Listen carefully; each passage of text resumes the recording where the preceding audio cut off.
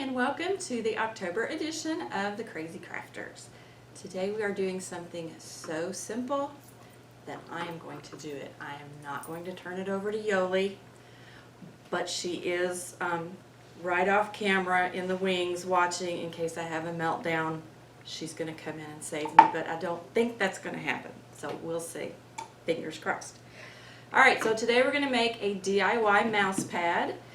You should have picked up your kit, and it should hopefully contain your cork that you're going to cut out, a little thing of Mod Podge, this stuff, it's wonderful, and a brush, and then an octagon piece of scrapbook paper. So very first thing you do, cover your workspace because Mod Podge can get kind of sticky. It is washable if it gets on you, but you don't want it all over your furniture. And you'll need a pair of sharp scissors. So I used one side as the side of the octagon to save you a cut. So just cut along the black lines to cut out your shape from the cork. Alright, so now you should have your octagon shape cut.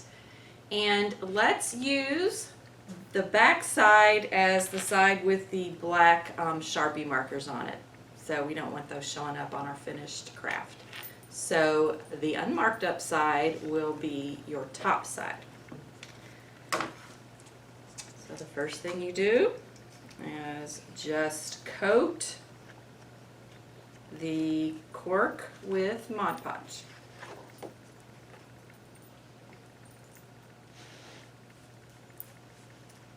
It'll dry clear, so load it on.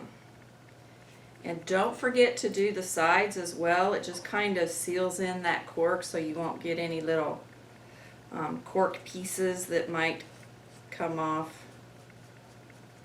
So once you get your cork coated with the Mod Podge, then you're going to take your scrapbook paper, octagon, and Mod Podge the back.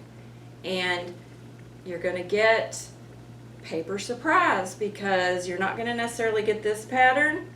We had a patron donate a bunch of scrapbook paper, so I just drew out the prettiest ones and cut the shapes out of, so you get what you get, and it's just going to be a surprise.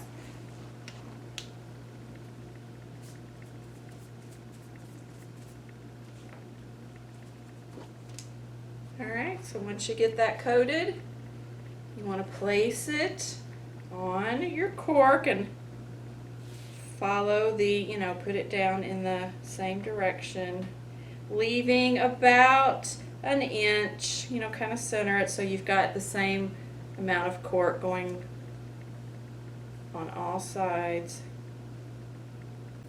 Alright, so once you have the scrapbook paper placed onto the cork, let's just let it dry for 15 or 20 minutes, and then we'll come back and put a top coat on. When you get your paper, it will be a surprise in the pattern, but you might get an extra surprise too if your paper happens to be double-sided, and then you have a choice. For example, this one has a couple different patterns on it. This one. So either one is fine.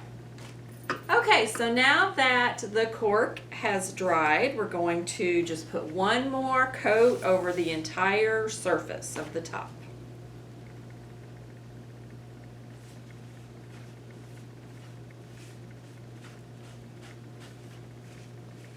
Again, it will dry clear, but we just want to do another coat to seal the scrapbook paper down really good.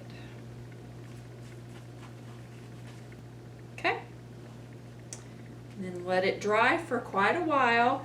I do see it's kind of curling a little bit with that first coat. So once this dries really well, we are going to put it under something heavy if we see that it's still curling a little bit. I can already tell it's flattening out just with this coat, but if it does curl up a little bit, put something heavy on top of it once it's dry and flatten it out. And that's it. Once this dries, it's ready to go. And we will see you next month in November, hopefully. And that's a craft.